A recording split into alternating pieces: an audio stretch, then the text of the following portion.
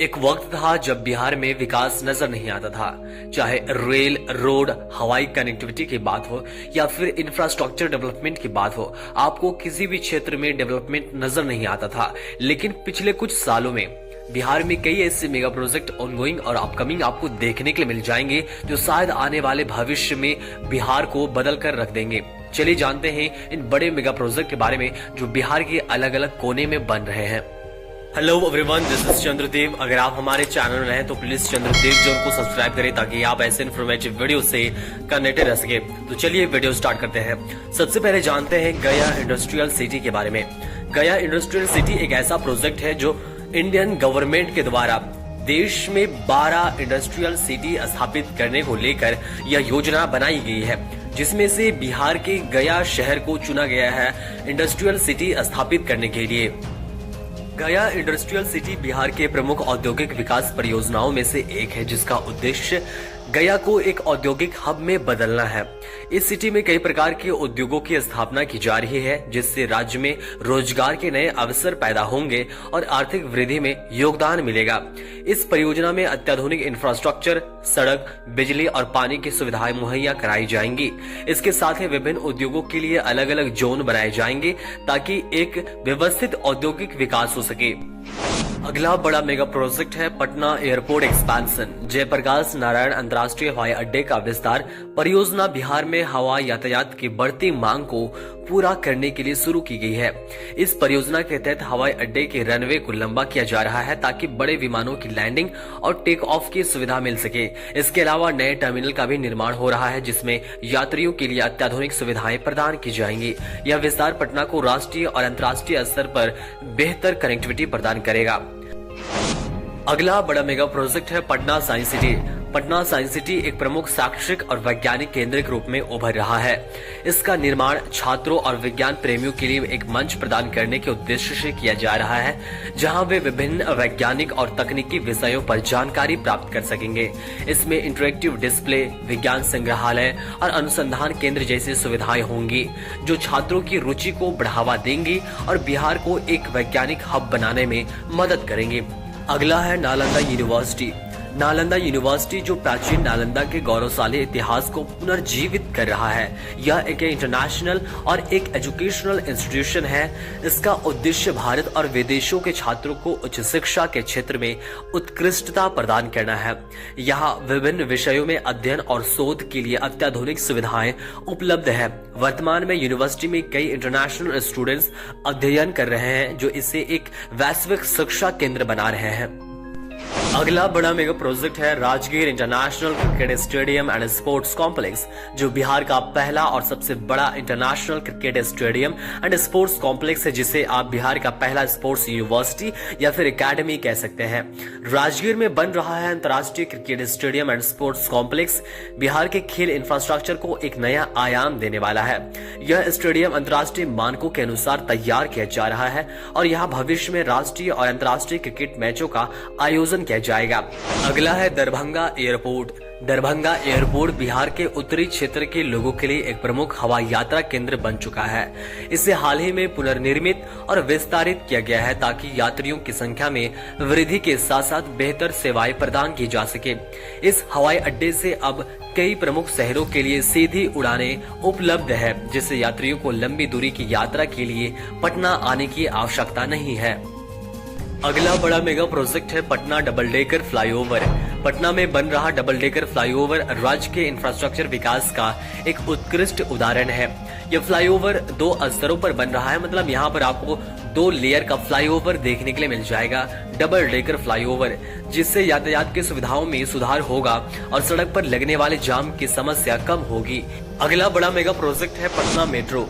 दोस्तों, पटना मेट्रो का इंतजार बिहार वासियों को कई सालों से थी, जो यह सपना हकीकत में बदलने वाली है और 2025 में पटना मेट्रो चलती हुई आपको नजर आएगी। पटना मेट्रो परियोजना बिहार के परिवहन ढांचे में एक महत्वपूर्ण सुधार है। यह पटना मेट्रो सिस्टम पटना शहर के प्रमुख इलाकों को आपस में जोड़ेगा और यातायात की समस्या को हल करेगा। इस परियोजना के तहत 2 कॉरिडोर बनाए जा रहे हैं, जिसमें एक पूर्व पश्चिम और दूसरा उत्तर दक्षिण दिशा में होगा। पटना मेट्रो से शहरवासियों को सार्वजनिक परिवहन का एक तेज, सस्ता और पर्यावरण अनुकूल विकल्प मिलेगा। अगला बड़ा मेगा प्रोजेक्ट है विराट रामायण टेम्पल। विराट रामायण मंदिर एक भव्य धार्मिक स्थल बनने जा रहा है, जिसे बिहार में रामायण से जुड़ी कहानियों और पौराणिक कथाओं को सम्मान देने के लिए तैयार किया जा रहा है।